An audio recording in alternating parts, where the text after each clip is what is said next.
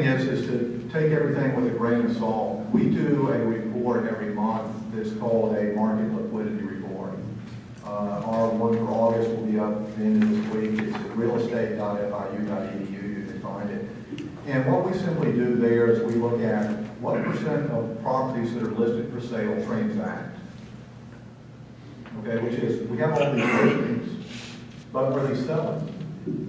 And typically, in Miami-Dade, for single family and residential, less than 40% of condos sell that are listed, and only about 30 to 35% of single family homes that are listed sell. So what does that mean? That means that we're creating a shadow inventory out there, even though what Peter will show that the things that the property listed is down. I would argue that part of the reason it's down is basically people simply either taking property off the market, or they raise their hands saying, I need to do a short sale, I need to do a foreclosure, and they've given up. Because if you look back to a typical market, about 85 to 90% of properties transact. And we don't track every single listing.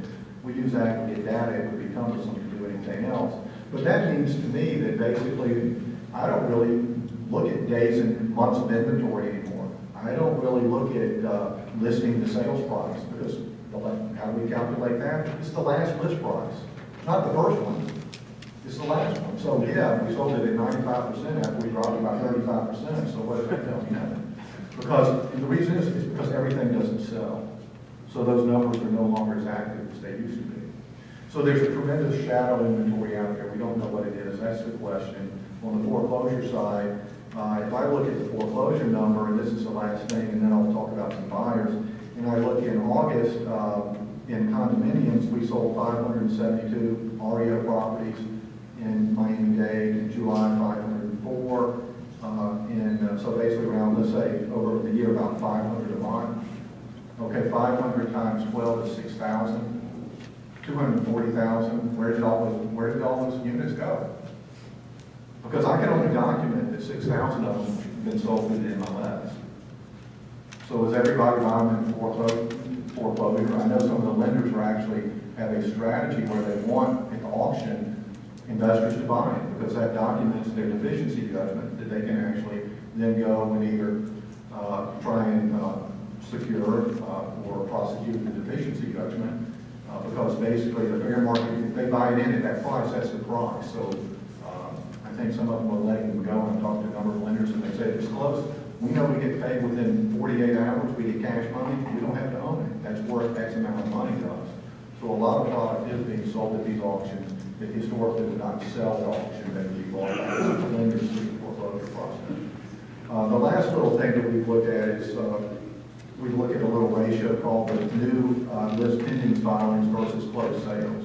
In a typical market, that would be 0.03, about 2 to 3% of properties in a normal market would initiate foreclosure.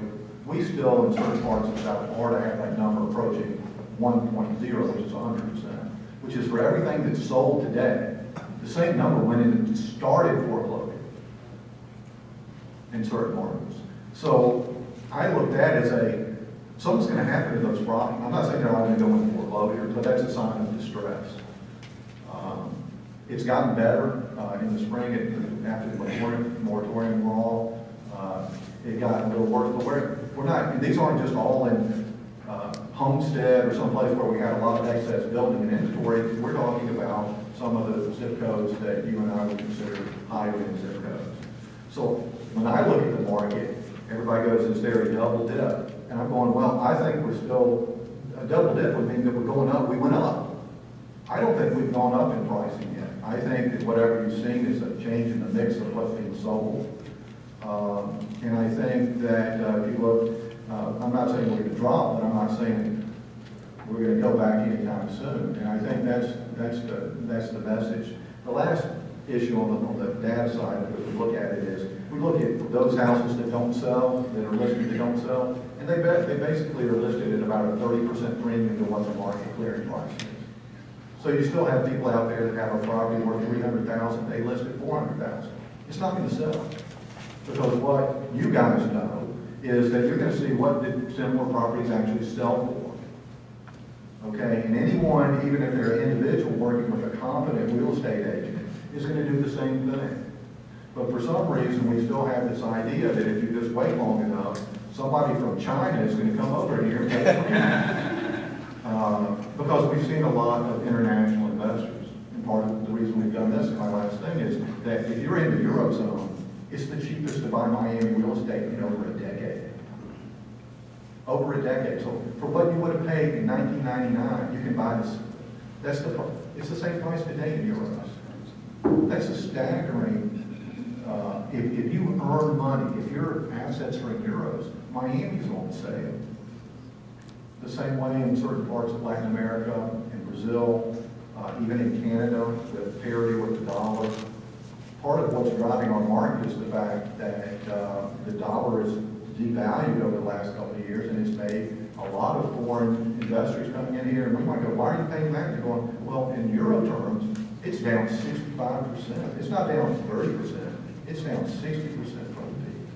And so you see that activity, and I think the data for that was probably somewhere around January of 2010 with the euro, which the euro was trading at a very good multiple. So my comment, I said I only had 10 minutes, I couldn't do any good graphs or anything, but I can't tell where the market's going, but I think we're somewhere floating around the bottom. It's probably not, I don't buy into all the hype on the positive side that I see, but I do know that if you buy something correctly, you can sell it. I think that there are opportunities for people who have the ability to refocus property that might be in disrepair, might need a little cosmetics, who know the markets and are actually tracking what's selling and what the quality of those individual units are. So I think it's a market for real estate investors. What I mean by that are people who are actively involved in the day-to-day market with real estate and understand the markets within which they work, as opposed to people who just happen to show up overnight and have $1 million in their checking account. So I think this is a great market for people who are active investors. I think the difficulty might be in holding property long-term because many of the condos, especially in this quarter, simply don't generate sufficient cash flow to generate about 1 to 2% unlevered return, which, to be quite honest, a lot of Europeans and Latin Americans, they'll buy it. They don't care. They 2 or 3%. That's fine. Me, I need to make a little bit higher return